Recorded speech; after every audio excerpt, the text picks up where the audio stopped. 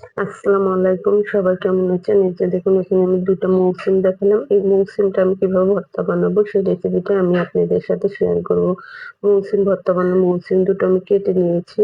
সাথে এখানে পেঁয়াজ, রসুন কেটে নিয়েছি, কাঁচামরিচ নিয়েছি, ধনিয়াপাতা নিয়েছি। মৌসিমগুলো আমি ধুয়ে নিয়েছিলাম কেটে। এখন আমি এখানে একটু পানি দিয়ে মৌসিমটা আমি সিদ্ধ বসিয়ে দেবো। অল্প করে পানি দেবো। যেহেতু মৌসিমটা আমার অনেক কচি, অল্প একটু পানিতে সেদ্ধ হয়ে যাবে। চুলায় বসিয়ে একটা ঢাকনা দিয়ে আমি চুলাটা জ্বালিয়ে দিলাম। চুলাটা জ্বালিয়ে যখন ঢাকনাটা খুলবো আমি এভাবে পানিটা শুকিয়ে একবারে একটা খুরচুনি দিয়ে নেড়ে চেড়ে আমি একবারে পানিটা কিন্তু শুকিয়ে নেবো। যেহেতু অল্প করে পানি দিয়েছি আর পানিটা ফেলে দেওয়ার কিন্তু কোনো দরকার নেই। অল্প দিয়ে আমি ওটা নামিয়ে চুলায় আমি আরেকটা কড়াই বসিয়ে দিলাম।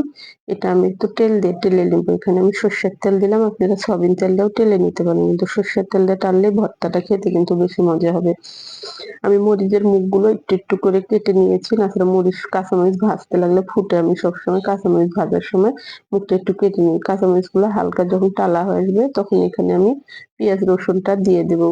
রসুনগুলো শুধু আমি দেশি রসুন নিয়েছি দেখে ছিলে দিয়েছি। আমি ফেড়ে নিয়ে পেঁয়াজগুলো আমি টুকরা, টুকরা করে নিয়েছি। একবারে কুচিও করিনি, একটু মোটা, মোটা করে কেটে নিয়েছি।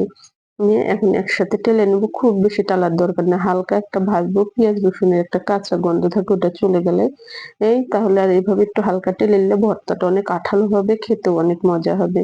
নিয়ে এখানে যখন হালকা টালা হয়ে যাবে তখন আমি সিমগুলো এখানে দিয়ে দিলাম।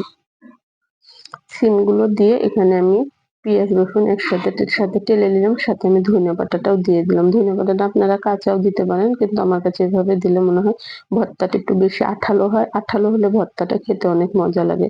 খুব বেশি টালবো না। আমি এখানে হালকা টালবো। হালকা টাললে ভর্তাটা একটু সবুজ, সবুজ থাকবে। খেতে কিন্তু অনেক মজা হবে। এভাবে নামিয়ে নিয়ে দেখুন আমি ঠান্ডা করে ভর্তাটা বেটে নিয়েছি। কাঁচামরিচ দিয়ে বানিয়েছি যে ভর্তার কালারটা সবুজ, সবুজ হয়েছে। খেতেও অনেক মজা লাগবে। আপনারা কিন্তু শুকনা মরিচ দিয়েও বানাতে পারেন। আর আমার কাছে কাঁচামরিচের এই ভর্তাটাই ভালো লাগে। আপনারা এটা গরম ভাত বলেন, বউয়ের সাথেও খেতে পারবেন। আপনাদের কাছে যদি আমার ভিডিওটি ভালো লাগে অবশ্যই আপনারা একটা আমাকে লাইক দিবেন, আমার চ্যানেলটি সাবস্ক্রাইব করবেন। আপনাদের একটা লাইক আমার কাছে অনেক মূল্যবান। অবশ্যই ধন্যবাদ সবাইকে।